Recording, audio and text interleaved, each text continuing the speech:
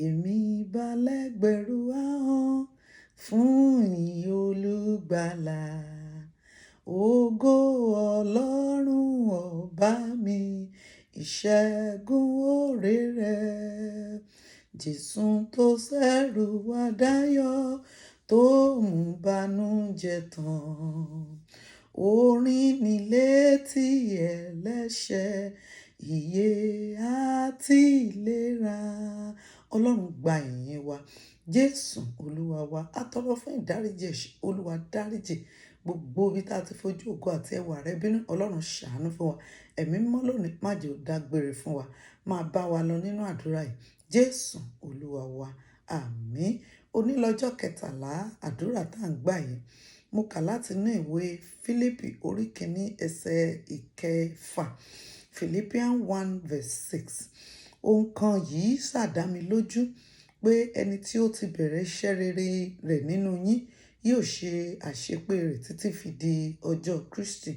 Be confident of this very thing, that he which hath begun a good work in you will perfect from it until the day of Jesus Christ.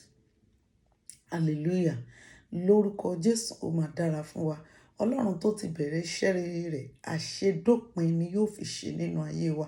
Wàá sáré gba àdúrà àkọ́kọ́ yìí pé Olúwa, gbogbo ohun rere tó ti tayé mi bẹ̀rẹ̀ ní January, Olúwa ṣe é ní àṣepé.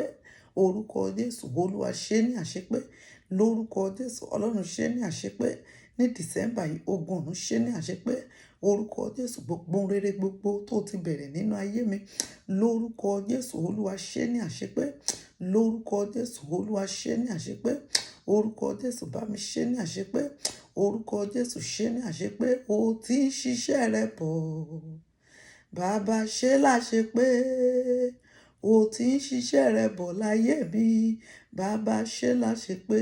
Ohun rere gbogbo tó ti bẹ̀rẹ̀ nínú ilé mi láti January, ohun rere gbogbo tó ti bẹ̀rẹ̀ láyé àwọn ọmọ mi láti January, ohun rere gbogbo tó ti bẹ̀rẹ̀ lórí ayé mi láti January, ohun rere gbogbo tó ti bẹ̀rẹ̀ nínú ilé mi láti January, ohun rere gbogbo tó ti bẹ̀rẹ̀ lórí ọkọ, lórí ìyá, lórí ẹ̀gbọ́n, lórí àbúrò mi, lórí ọkọ ọmọ ìyá, ìyá ọmọ ìyá ọmọ ìyá mi láti January, Olúwa ṣe àṣepé rẹ̀ ní December. Jésù Olúwa wa, wà wá sọ fún Ọlọ́run pé Olúwa, lórúkọ Jésù, gbogbo agbára, gbogbo ipá, gbogbo agbára, gbogbo ipá tó fẹ́ dójú àdúrà tì mí, Olúwa dójú tì wọ́n. Lè tó kò kọ́dọ̀ parí. Every power that want to put the name of the Lord in shame in my life in the remaining of this year, Daddy, put them in shame in the name of Jesus Christ. Surprise them, O Lord, and put them in shame in the name of Jesus. Gbogbo agbára, gbogbo ipá tó fẹ́ dojú orúkọ Jésù tì mí, Olúwa dójú tì wọ́n. Olúwa gbàgbára lọ́wọ́ wọn. Olúwa dójú àdúrà tì wọ́n. Gbogbo ipá tó fẹ́ dójú àdúrà tì mí, orúkọ Jésù dójú àdúrà tì wọ́n. Gbogbo agbára tó fẹ́ kí n rí ìtìjú lábẹ́ Jésù, Olúwa dójú tì wọ́n. Every power that want to put me into shame in the name of Jesus. Daddy, I pray, oh God, that you put them in shame in the name of Jesus Christ. Jésù Olúwa wa, wà wá sọ fún Ọlọ́run pé Olúwa, lè tó kò kọ́dọ̀ parí. Orúkọ Jésù, ibi má jẹ́ ó bá mi, ìdágìrì má jẹ́ ó dìde sí mi, ẹkún má jẹ́ ó jẹ́ tèmi. Orúkọ Jésù ṣe ni kó pa èmi àti ilé mi mọ́. Orúkọ Jésù, ìbànújẹ́ ó kéré ó tóbi má jẹ́ ó dìde sí mi.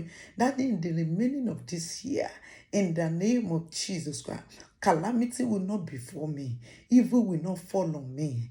In the name of Jesus Christ, destruction will not be my portion. In the name of Jesus Christ. Lè tó kò kọ́dọ̀ parí, ojú kì yóò tì mí, ìbànújẹ́ ò ní jẹ́ tèmi, ìdágìrì ò ní dìde sí mi. Orúkọ Jésù, ogun ẹkún kéré ó tóbi kò ní jẹ́ ìpín mi. Ààbò májẹ̀mú ni yóò dájú lórí èmi àti ilé mi. Orúkọ Jésù, mi ò ní mọ ìkorò. Jésù Olúwa wa, wà wá gba àdúrà ẹyọ kan yìí sí orúkọ Jésù. Lè tó kò kọ́dọ̀ yóò parí.